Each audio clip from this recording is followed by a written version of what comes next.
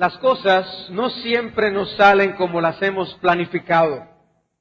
Puede ser un proyecto, un negocio, unas vacaciones o una mera conversación. A veces sale como lo hemos planificado, pero no siempre es así. Y satisface al general de un ejército escuchar un reporte de sus soldados que dice: Señor, todo fue ejecutado según sus planes, logramos nuestro objetivo. Pero la verdad es que no tenemos garantías de que siempre será así. ¿Cómo son las cosas con respecto a la salvación del hombre? ¿Es algo cuyo fin está abierto a toda una gama de resultados? ¿O es algo cuyo fin ya está predeterminado? O quizás deberíamos hacer otra pregunta que nos ayude a contestarla. ¿En manos de quién está la salvación del hombre? ¿Es Dios quien salva o el hombre se salva a sí mismo? Y sin rodeos, la palabra de Dios nos declara que la salvación es del Señor. Dice el profeta Isaías: Yo Jehová, y fuera de mí no hay quien salve. Oseas 13:4, mas yo soy Jehová tu Dios. No conocerás pues otro Dios fuera de mí, ni otro Salvador, sino a mí. Jonás clamó desde el vientre del pez que la salvación es del Señor. Cuando Cristo viene a este mundo, nace, es un bebé todavía, se proclama y se dice: ahora verá toda carne la salvación de Dios. Lucas 3:6. La salvación de Dios. O el conocido pasaje de Efesios 2:8, de que por gracia sois salvos. Que eso no es de nosotros, que es de Dios, es un regalo del Señor. O al final los redimidos, cuando proclamen en Apocalipsis 19, aleluya, salvación y honra y gloria y poder son del Señor nuestro Dios. La salvación del Señor nuestro Dios. Ciertamente la salvación pertenece al Señor, al que está sentado en el trono y al Cordero. Y por lo tanto es correcto, como hacen los santos en Apocalipsis, atribuirle al Señor toda la alabanza y toda la gloria por la redención del hombre, porque es Él quien salva. Y es un título correcto llamarle a Dios el Salvador, porque Él es quien salva. Entonces, si la salvación del hombre está en las manos de Dios, ¿cómo Él lo hace? ¿Cómo Él ha logrado esta salvación? ¿Cómo Él ha decidido hacerlo? Bueno, algunos han buscado responder esa pregunta como explicaría un naturalista el origen y el funcionamiento del universo en el día de hoy. Un naturalista no acude a recursos sobrenaturales para explicar cómo el mundo existe y cómo funciona. El naturalista tiene que explicarlo todo en base a procesos naturales. Por eso habla de que la vida surgió sola, de cosas inanimadas, de que hubo una gran explosión, una sopa galáctica que produjo todo esto. Eso hace el naturalista. Pero hay tantas evidencias de diseño que lo lógico es pensar que hubo un diseñador inteligente detrás del maravilloso mundo en el que nosotros vivimos. Dios hizo el universo con la palabra de su poder. La vida no brotó de objetos inanimados. El balance químico del cuerpo no es fruto de millones de años de prueba y error. Dios nos creó. Somos sobrenaturalistas, no naturalistas. Con la salvación del hombre ocurre algo similar. Con la recreación del hombre ocurre algo similar. Algunos piensan que lo que Dios hizo es poner la salvación disponible al hombre, pero que ha dejado en manos de los hombres que ellos mismos procuren su salvación. Y es una perspectiva naturalista igualmente. El hombre, de lo que naturalmente tiene, decide cuando quiere buscar a Dios, arrepentirse y creer. Una explicación naturalista de la salvación. Dios no controla los resultados, todo está en manos de los hombres que tienen la libertad de hacerse religiosos, de salvarse cuando quieran. Es Benjamin Warfield que comentan sobre esto, dice, hay algunos que parecen pensar que en las cuestiones particulares de la salvación del hombre, Dios actúa en una forma irresponsable. Irresponsable, no tiene ninguna responsabilidad. La dejó disponible al hombre y se fue. Pero el escollo que esa postura encuentra es similar al escollo que encuentran los evolucionistas con toda evidencia de diseño que hay en el universo. El problema es que vemos diseño inteligente en la salvación del hombre. De hecho, vemos más diseño inteligente en la recreación que en la creación misma. Por lo tanto, tenemos que ir atrás y encontrar en que ese diseñador inteligente es el Señor, nuestro Dios Todopoderoso, el Salvador de los hombres. Y mi propósito en esta ocasión es mostrar que la salvación del hombre no es fruto de la casualidad, sino de un plan divino formulado desde antes de la fundación del mundo. Que la salvación no está en manos del hombre, sino que es una obra de Dios. Que Dios decidió intervenir personalmente en la salvación. Para que tú y yo pudiéramos ser salvos, Dios tuvo que intervenir. Y tengo varias líneas de argumentación. Y la primera es esta. La palabra de Dios habla de la salvación como algo que tuvo su origen en la eternidad. La palabra de Dios habla de la salvación como algo que tuvo su origen en la eternidad. Nuestro Dios, hermanos, es un Dios de propósitos. De propósitos. Cristo mismo nos enseñó a ser precavidos, a hacer provisión para las cosas. Le digo, ¿quién que quiere edificar una torre no se sienta primero y calcula los gastos para ver si tiene lo que necesita para acabarla? O si va a salir a guerra contra un ejército, no cuenta si tiene el ejército y los armamentos necesarios para combatir contra esa otra nación. Ahora, si Cristo nos dice eso con respecto a cosas de la vida natural aquí en la tierra, ¿no será el mismo Dios alguien que tenga todavía un mayor control de los resultados de la empresa en la que Él incurre? La salvación siendo una de ellas. ¿No será eso algo que Él lo ha pensado de antemano? Y la verdad es que la Biblia sí nos enseña que Él, antes de la fundación del mundo, estaba ocupado. Nuestro Dios estaba ocupado antes de hacer el mundo y ocupado en nuestra salvación. Efesios capítulo 3, versículos 8 al 12. Efesios 3, 8 al 12. Hablando de la gracia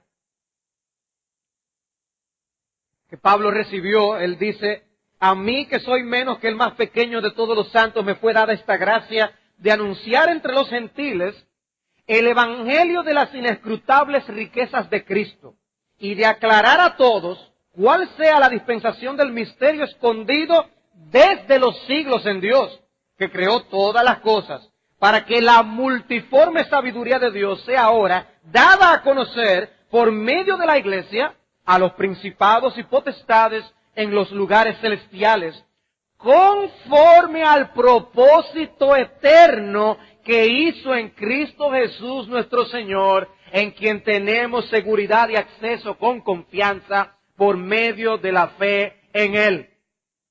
Y vemos explícitamente en este pasaje que Dios tuvo un propósito o un plan desde la eternidad. Siempre ha tenido ese plan. Es llamado un propósito eterno, literalmente de los siglos. Siempre lo ha tenido y nunca cambiará. Siempre lo ha tenido y nunca cambiará. Nunca hubo un momento en el que Dios tuviera la mente en blanco. O cuando el plan de Dios en todas sus partes no estuviera plenamente ya determinado. En todas sus partes. Nunca tuvo que decidirse en su mente, ¿qué hago? No, eres un plan eterno. Siempre ha tenido un plan. Y Cristo es parte central de ese plan. Dice que hizo en Cristo Jesús nuestro Señor. Ese plan lo hizo con relación a nuestro Señor Jesucristo. Cristo es central en ese plan. Ese plan también tiene que ver con la salvación de los hombres. Oigan esto. Dios con su mente ocupado desde la eternidad en la salvación de los hombres. Para mí, lo que yo viví esta semana sentado preparando este mensaje, era ebullición en la silla. O sea, yo ver a Dios nos deja ver algo de lo que Él hacía en la eternidad y nos dice que en su mente estábamos nosotros los hombres. Es un plan de salvación. Y dice, yo quiero mostrar la multiforme sabiduría mía. Una sabiduría de múltiples manifestaciones. Y en el plan de salvación, ahí vemos a un Dios verdaderamente sabio. ¿Cuánto sabe el Señor? ¿Cuánto sabe el Señor? Porque cuando vemos el diseño de cómo hacer que un hombre que aborrece a Dios, un hombre que quiere hacer su voluntad, que peca, viene a ser tornado en alguien que se deleita en Dios y que quiere alabarle por los siglos de los siglos. Y la forma en que lo hace, como veremos en un instante, eso es sencillamente sorprendente. Sorprendente. La iglesia, parte de su maravilloso plan. Aleluya. En Efesios capítulo 1, versículo 3, vemos más de este plan. Efesios capítulo 1, versículo 3. Una sección rica. Yo no me voy a detener mucho. Sencillamente quiero que sintamos este sabor de lo que nos dice sobre el plan de Dios. No voy a exponer todo el pasaje. Dice en el versículo 3 de Efesios 1, bendito sea el Dios y Padre de nuestro Señor Jesucristo, que nos bendijo con toda bendición espiritual en los lugares celestiales en Cristo, según nos escogió en Él antes de la fundación del mundo, para que fuésemos santos y sin mancha delante de Él, en amor habiéndonos predestinado para ser adoptados hijos suyos por medio de Jesucristo, según el puro afecto de su voluntad, para alabanza de la gloria de su gracia, con la cual nos hizo aceptos en el amado. Aquí introduce la persona de Cristo y dice en el 7, en quien tenemos redención por su sangre, el perdón de pecados, según las riquezas de su gracia, que hizo sobreabundar para con nosotros en toda sabiduría e inteligencia, una vez más, dándonos a conocer el misterio de su voluntad. Porque ¿quién conocería lo que Dios quiere si Él no nos revela? Pues Él está revelando su deseo eterno con respecto al hombre. Dice, según su beneplácito, es una buena voluntad, el cual se había propuesto en sí mismo de reunir todas las cosas en Cristo en la dispensación del cumplimiento de los tiempos. O sea, ese plan de la eternidad tiene un cumplimiento en los tiempos. Versículo 11, en Él asimismo tuvimos herencia, habiendo sido predestinados conforme al propósito del que hace todas las cosas según el designio de su voluntad.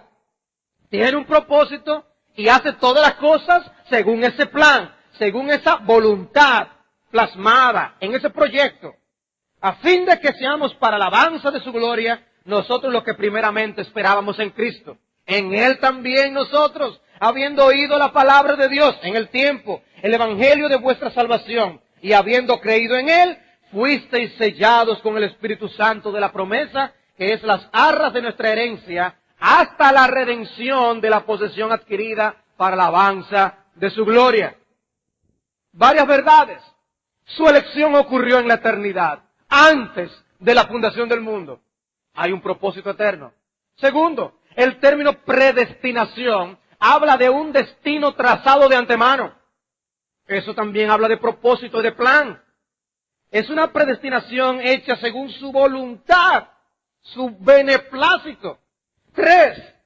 El contexto habla de los propósitos de ese plan. No fue algo al azar, no fue algo a lo loco, es algo con un propósito en mente. Y parte de los propósitos, en el versículo 4, para que seamos santos y sin mancha. En el versículo 5, para que seamos hijos suyos. Y su propósito fundamental, para que seamos para la alabanza de la gloria de su gracia. No fue a lo loco, no es al azar, hay un objetivo en mente. Y cuarto, observen la participación de toda la Trinidad en esto. Versículos 3 al 6, Dios el Padre. Bendito el Padre de nuestro Señor Jesucristo. ¿Y qué hace Dios el Padre? Dios el Padre elabora el proyecto y el plan de salvación. Versículo 7 en adelante hasta el versículo 12. Tenemos a Cristo, dice el versículo 7 de la redención, en quien tenemos redención por su sangre, el perdón de pecados.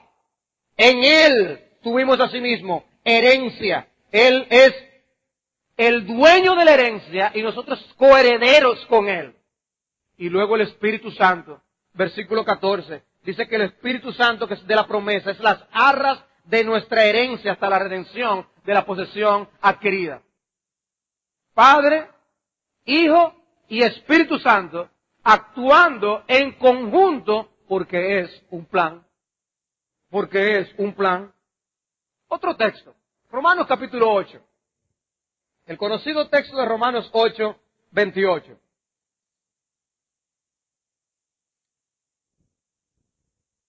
Dice Pablo allí, y sabemos que a los que aman a Dios, todas las cosas les ayudan a bien.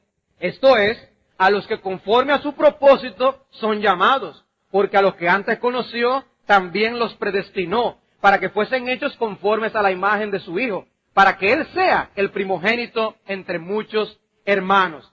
Observen una vez más la mención de la palabra propósito. Dice, esto es a los que conforme a su propósito son llamados. Ese llamado no es un llamado a tontas y a locas, es un llamado según un propósito. Según un propósito particular. Además, el versículo 30 dice que también a ellos que llamó, los predestinó. Los predestinó. O sea, son identificados como los que aman a Dios en el versículo 28. Los que aman a Dios. Son los creyentes. Ellos son predestinados. Tienen un destino trazado de antemano. Y según el propósito de Dios, son llamados en el tiempo. Hay un plan.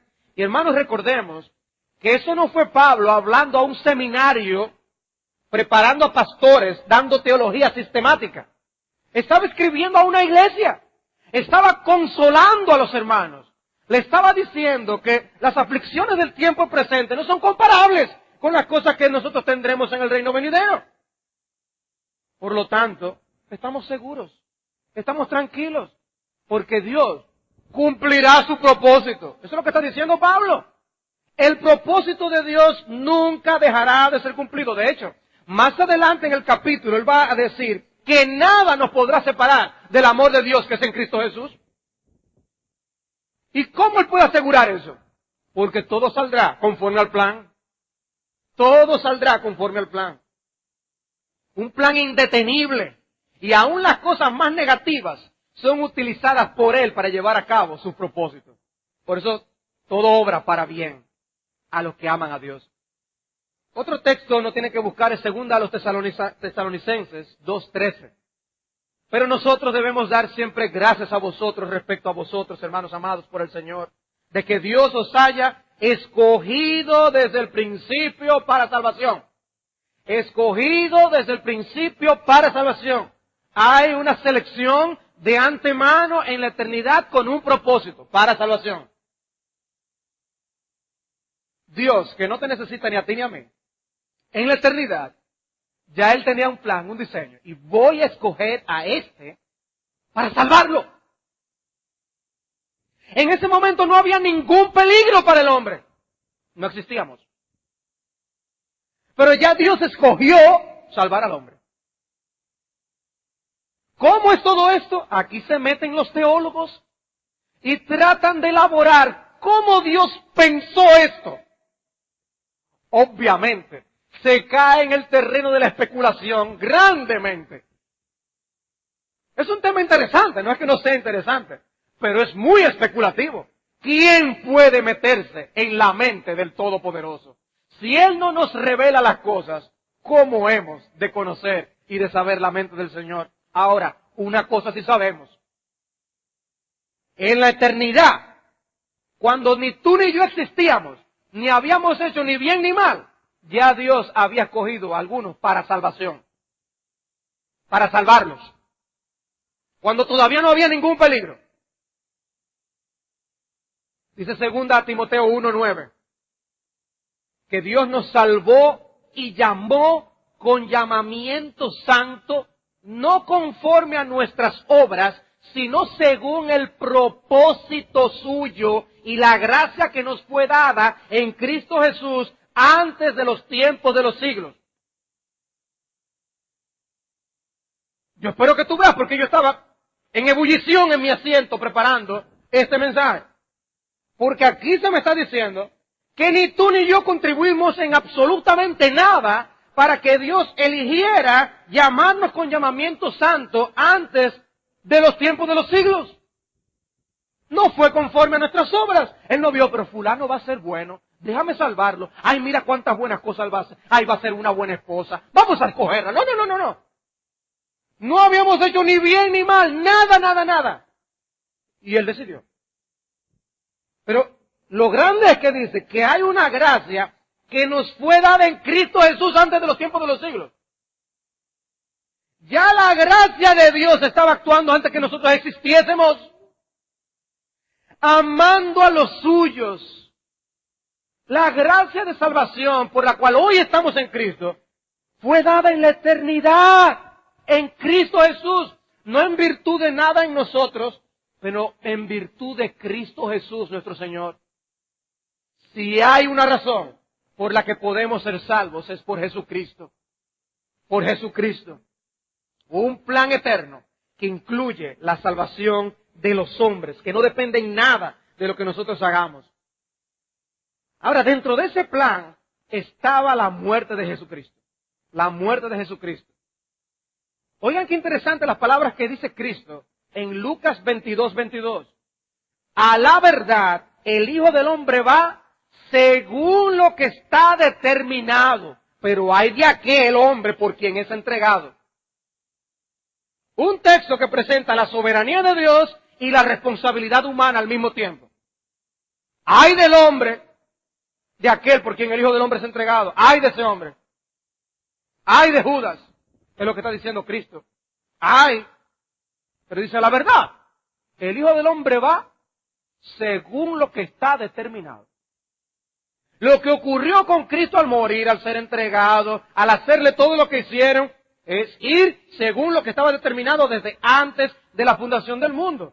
¿Qué es lo que vemos desenvolverse en el libro de los Hechos claramente? Cuando, dando explicación de esto, el apóstol Pedro predica a los judíos de qué fue lo que ocurrió. Ellos pensaban que habían crucificado a un criminal, que se merecía ser crucificado. Y Pedro les predica y les dice a este, entregado por el determinado consejo y anticipado conocimiento de Dios, prendisteis y matasteis por mano de inicuo crucificándole. No. Entregado por el determinado consejo y anticipado conocimiento de Dios. No fue una acción independiente de los planes de Dios. No fue que Dios tuvo que salir con un plan B porque el primero no funcionó. Uy, me mataron a mi hijo. No. Eso era parte del plan. El Hijo del Hombre va según lo que está determinado. En Hechos 4:25 dice Pedro que por boca de David, tu siervo, tú dijiste, ¿y por qué se amontinan las gentes y los pueblos piensan cosas vanas? ¿Qué está citando Pedro? El Salmo 2. El Salmo 2 y dice, y los príncipes se juntaron en una contra el Señor y contra su Cristo. Y él explica, porque verdaderamente en esta ciudad se unieron contra tu santo Hijo Jesús, a quien ungiste Herodes y Poncio Pilato, con los gentiles y el pueblo de Israel, para hacer, oigan, esta gama de hombres, para todos ellos hacer cuanto tu mano y tu consejo habían antes determinado que sucediera. Nada de lo que ocurrió en la cruz del Calvario y en los eventos previos escapó a ese plan que Dios se había trazado desde antes de la fundación del mundo. Y Pedro cita el Salmo 2 como la profecía que se cumplió con la muerte del Señor. Un ejemplo de todas las profecías cumplidas en el ministerio y la muerte del Señor. Una evidencia de que todo es conforme al plan. Porque uno va al Salmo 22 y uno ve más de 500 años antes trazada la realidad de lo que iba a ocurrir con la muerte de Cristo. ¿Saben por qué? Porque el autor de la palabra es el Espíritu de Dios. El mismo de los eventos de Hechos, de los Evangelios, el mismo que inspiró a los autores para escribir esos salmos, el mismo que estuvo con el Padre en la eternidad cuando se diseñó el plan. Es un plan trazado por Dios. Cristo está allí frente a ese tribunal humano.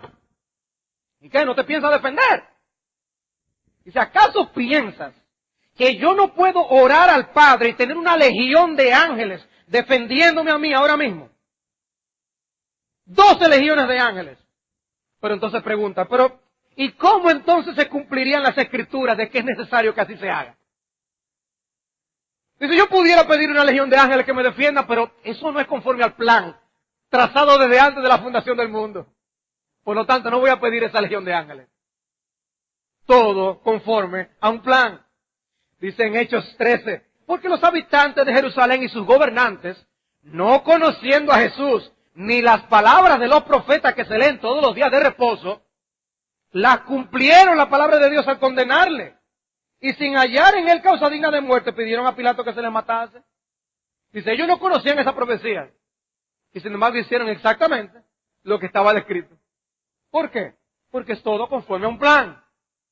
Por eso el libro de Hebreos, al final, después de declarar la obra grandiosa de Cristo como nuestro gran sacerdote, dice que habla de la sangre del pacto eterno. Un pacto eterno. ¿Y con quién se hizo ese pacto eterno? O un pacto entre Dios el Padre y Dios el Hijo. Por eso Cristo habla de los hijos que Dios me dio. ¿Y cuándo se lo dio? Antes de la fundación del mundo. ¡Wow! Y yo en ebullición. Yo estoy aquí descargando lo que yo tenía guardado en mi corazón. Hermanos, es un plan maravilloso, glorioso. Todo trazado correctamente y cumpliéndose exactamente como fue planificado por Dios. Y ver esa interacción en la Trinidad es algo maravilloso. Dice el libro de Hebreos en el capítulo 10. Por lo cual, entrando Cristo en el mundo, dice, sacrificio y ofrenda no quisiste, mas me preparaste cuerpo. Cristo diciendo, me preparaste un cuerpo para yo venir y humanarme. Holocaustos y expiaciones por el pecado no te agradaron. Entonces dije aquí que yo vengo, oh Dios, para hacer tu voluntad. La voluntad trazada en el plan eterno.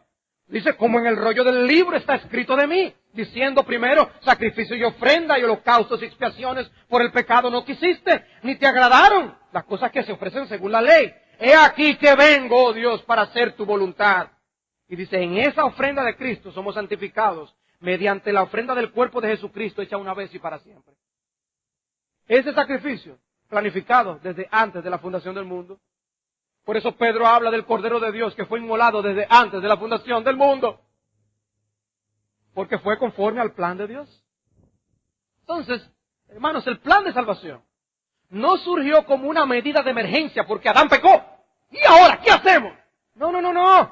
No fue que Dios perdió el control. Él siempre ha estado en control y sus propósitos están fijos desde la eternidad con su cumplimiento garantizado. Esa es la enseñanza de las Escrituras.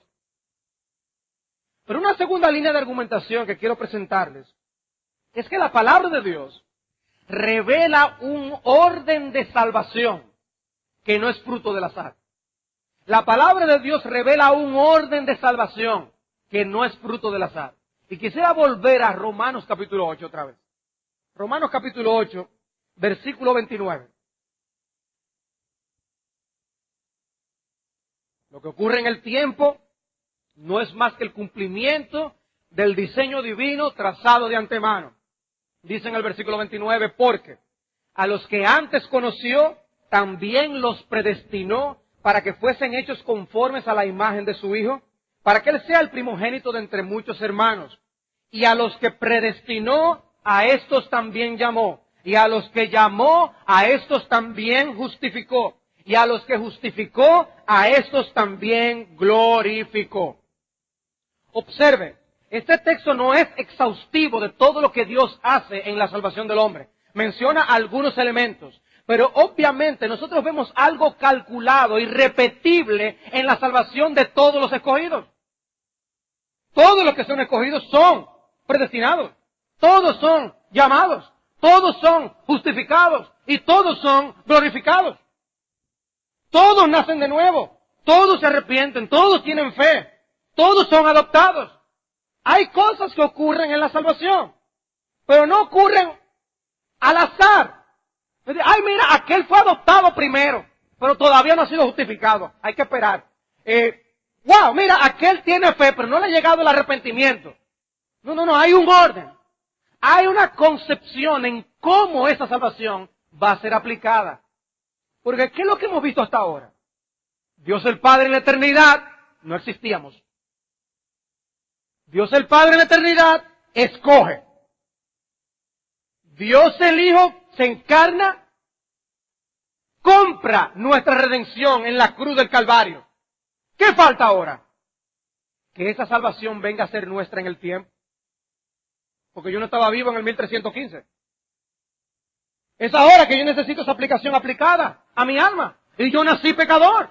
¿Qué hace Dios? Que en el tiempo aplique esa salvación que Cristo compró a cada uno de esos escogidos. ¿Cómo? Según el ordo salutis. Aquí estoy enseñando latín. Eso significa lo que los teólogos, la palabra que usan los teólogos para hablar que hay un orden en la salvación. Hay un orden. ¿Y por qué hay un orden? Porque todo es conforme al plan. Todo conforme a un plan trazado por Dios. Él planificó y luego ejecuta en el tiempo ese plan. Por eso a los que predestinó, a esos también llamó. Ay, pero se me olvidaron 3 allí en la isla de Samoa. No. No se le va a olvidar ninguno. A los que antes predestinó, a esos también llamó. A todos ellos. El diseño del arquitecto de la salvación es puesto en ejecución por él mismo. ¿Quién predestinó? Dice el texto. Dios predestinó. ¿Y quién fue que llamó? Dice el texto. Dios fue que llamó. ¿Y quién justificó? Dice el texto. El mismo Dios también. ¿Y quién glorificó? Dios, Dios, Dios. La salvación es del Señor.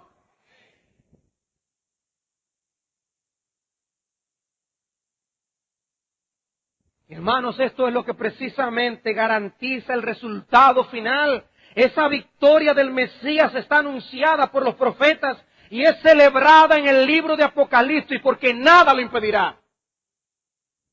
Y observen que el texto no dice que todo comenzó con un 100% y termina con un 20%. No. Si entraron 100 predestinados, 100 son glorificados. Todos, no se perderá ninguno. Y por eso habla de la glorificación, que no ha ocurrido todavía en pasado. Porque eso está garantizado. Está garantizado. Un énfasis. A estos mismos. Porque hay algunos que piensan que el Espíritu, Dios el Padre tuvo un plan, pero Cristo vino al mundo a hacer otra obra distinta, con un objetivo distinto a lo que el Padre escogió desde antes de la fundación del mundo. Y que el Espíritu, bueno, Él no puede realmente hacer mucho a menos que los hombres hagan algo. Esa es la concepción que algunos tienen de la salvación. Pero eso no es lo que la Escritura nos enseña. Predestinados igual a llamados, igual a justificados, igual a glorificados. Gloria al Señor por eso. Todo calculado, planificado, programado y dirigido por nuestro Dios soberano. Y una última línea de argumentación que quiero traerles. La palabra de Dios presenta una historia de la redención que tiene la unidad de su único autor. La palabra de Dios presenta una historia de la redención que tiene la unidad de su único autor. Lo que vemos que ocurre de principio a fin en la Biblia es algo que tiene una mente detrás. Vemos un diseño inteligente, como de lo que hablábamos anteriormente. O sea, la Biblia no fue un libro que se arrojó al aire y en el orden en que quedaron los libros se compiló. No.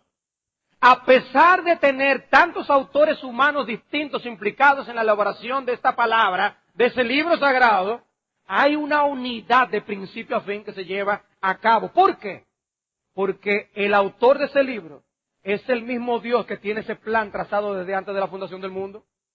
El mismo que tiene ese plan de salvación. Por eso hay unidad entre los pactos que vemos en las Escrituras, que a final de cuentas se puede llamar el pacto de gracia. Porque todos conducen a esa salvación trazada de antemano por el Señor. Y leer la Biblia, hermanos, es algo que debe fascinarnos. Porque leer la Biblia es tener acceso a la mente divina antes de la creación del mundo. Antes de la creación del mundo. Porque todo lo que allí encontramos es su plan de redención. ¿Qué estuvo Dios pensando en la eternidad? Lo que vemos en la Biblia revelado. ¿Y qué nosotros vemos en la Biblia? Dios crea al mundo. Él es el Señor soberano del universo, el actor central de la historia. Hace al hombre a su imagen para ser corregente de la creación. Adán y Eva rechazan su señorío, Dios trae juicio sobre ellos, pero no sin traer primero una promesa. La promesa de un Mesías venidero. Y la vida del Antiguo Testamento es el desarrollo de esa promesa escatológica. Viene esa promesa de bendición que se concentra en un hombre, Abraham. Y dice que de él descendería el Mesías. Era una promesa que abarcaría al mundo entero, porque en él serían benditas todas las familias de la tierra. Se multiplica el pueblo de Israel según la promesa, y ellos allí se encuentran luego en Egipto. Conocemos la historia por medio de lo que ocurre con el personaje de José. Moisés saca al pueblo de Egipto y Josué lo introduce en la tierra prometida. Pregunto, ¿era ese el plan de Dios? Bueno, la primera parte del plan de Dios. Pero eso no era el meollo del plan de Dios. Ahora era que faltaba cumplimiento. El pueblo entra en un círculo de pecado y juicio durante los días de los jueces. David asciende al trono y Dios hace un pacto con él, que no es más que la continuación del pacto de gracia. Una vez más se promete bendición mundial por medio de un descendiente de la línea de David. Vemos una espiral descendiente con los reyes subsiguientes, pecando gravemente contra Dios. ¿Falló el plan? ¿Acaso ya las cosas no se cumplirían? ¿No vendría un descendiente de David? De ninguna manera. El pueblo es enviado al exilio, pero Dios sigue dando promesa por medio de sus profetas. Jeremías habla de un nuevo pacto en Jeremías 31. Joel habla del derramamiento del Espíritu Santo. Promesas que no se cumplieron en el Antiguo Testamento. Cristo inicia su ministerio, anuncia que el reino de los cielos se ha acercado. Se inicia el cumplimiento de la promesa escatológica. Ve y dile a Juan que lo que está ocurriendo con los ciegos, con los sordos y con los cojos. Sus milagros eran una evidencia de que el plan todavía estaba en pie. Pero no todas las promesas se cumplían inmediatamente. El pueblo se impacientaba, no podía creer en Cristo, ellos querían liberación del yugo romano. Y Cristo enseña a sus discípulos a orar, venga tu reino, venga tu reino. Y todavía nosotros tenemos esa directriz, porque el reino ha venido, se ha acercado, pero todavía no es. Y aun cuando Él se transfigura en su presencia, lo hace como un anticipo ante sus ojos. Pedro por eso habla en una de sus epístolas de ese evento. Eso es solo una señal de la gloria venidera que se habría de manifestar. Jesús muere en la cruz y una sombra de tristeza embarga a los discípulos. No habían comprendido que eso era parte de un plan. Y ahí ellos estaban llenos de incredulidad, diciendo, se acabó. Teníamos la ilusión de que nosotros habíamos ya recibido finalmente a nuestro Redentor, pero no fue así. Y Él resucita y asciende a la gloria para enviar a su Espíritu en Pentecostés. Y ahora la iglesia está equipada con el poder de Dios para la expansión de su reino en la tierra. Id por todo el mundo y predicad el Evangelio a toda criatura. Y recibiréis poder cuando haya venido sobre vosotros el Espíritu Santo. El plan sigue en pie.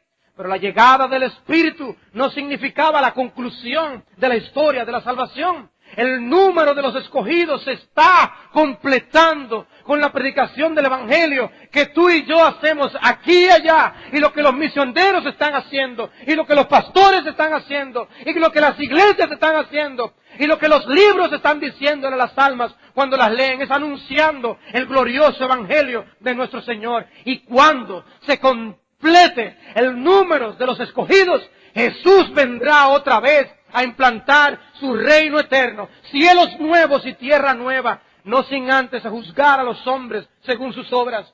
Y las epístolas, sin embargo, nos dejan testimonio de que todo lo que ocurre en la iglesia y que experimentamos ahora es un interín de lo que realmente ocurrirá hasta el final. Hay victorias, hay derrotas. Eso es lo que vemos en las epístolas. Todavía no ha llegado, pero las puertas del Hades, no obstante, no prevalecerán contra el reino de Dios, el avance de la iglesia. Y finalmente Apocalipsis nos presenta el cumplimiento pleno del plan de salvación. Satanás es derrotado y los creyentes vencen y reinan con el Señor Jesucristo. Ahí es que vemos a los del ejército regresar donde el Señor. Decirle, Señor, todo ha salido conforme al plan. Todo absolutamente conforme al plan trazado desde antes de la fundación del mundo. ¡Qué pequeños son nuestros problemas cuando los contemplamos a la luz de ese glorioso plan! ¡Qué pequeños somos para estar nosotros enfrascados en pequeñeces, en tonterías y debilidades, cuando hay un glorioso plan eterno que todavía debe ser anunciado y proclamado, pero sobre todo abrazado en el corazón y disfrutado. Y la pregunta venía a mí, ¿por qué decían los reformadores soli Deo gloria? ¿Por qué solamente la gloria a Dios? Porque la salvación es de Dios de principio a fin, y todo según su plan. La historia de la redención no se trata de nosotros ser magnificados, de que Dios encontrara algo grandioso en nosotros. No. Oh, Dios descubrió algo grande en nosotros. No. La historia de la redención se trata de magnificar a Dios en Cristo a través del Espíritu. El cumplimiento de las promesas de Dios para la salvación del hombre. Eso es parte de ese plan para darle gloria a su nombre. Y al final, ¿qué ocurrirá? Todo será para Él y toda rodilla se doblará en su presencia. Medita en Romanos 9 y ve allí la obra de Dios, incluyendo a los gentiles, que no fue casualidad tampoco.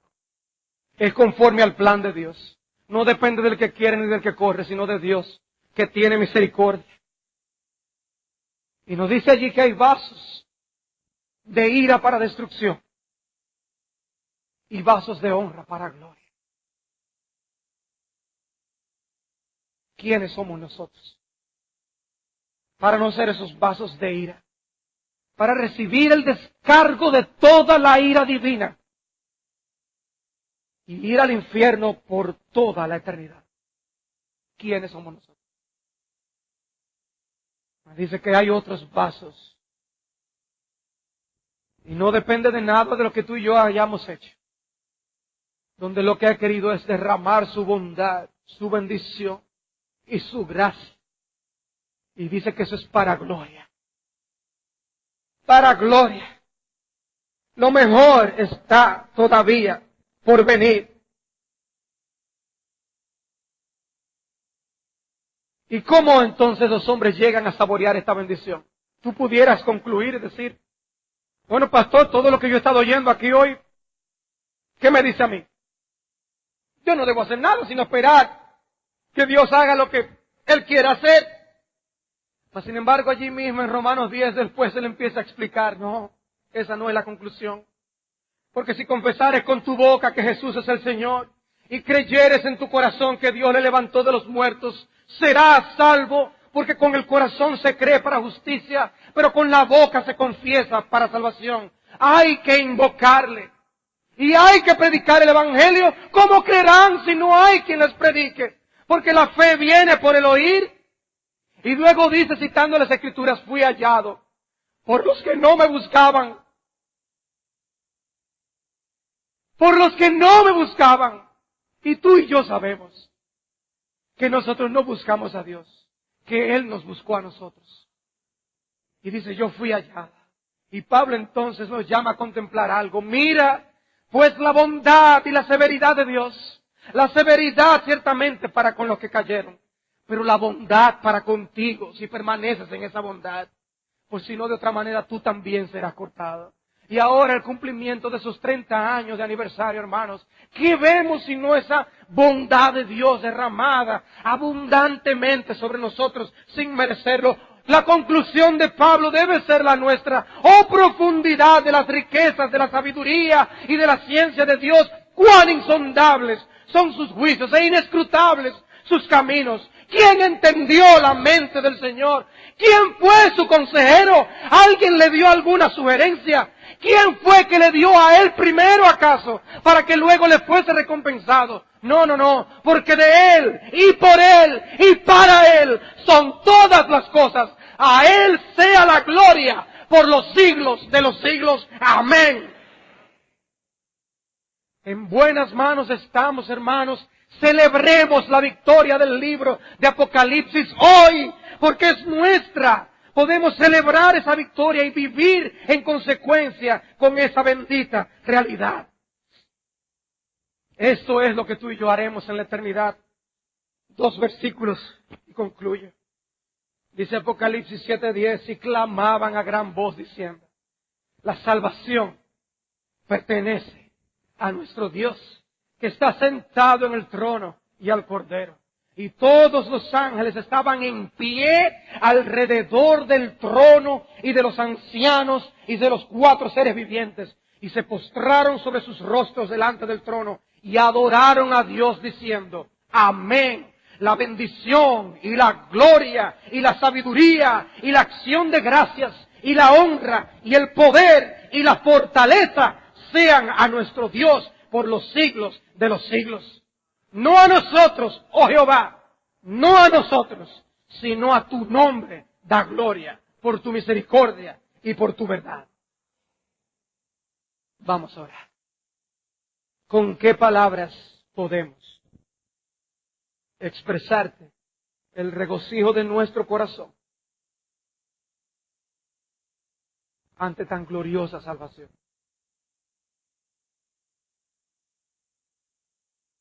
Padre, ciertamente hemos pecado tantas veces al menospreciar la enorme bendición que es nuestra en Cristo Jesús. Perdónanos. Porque hemos hallado la perla de gran precio. Y te alabamos.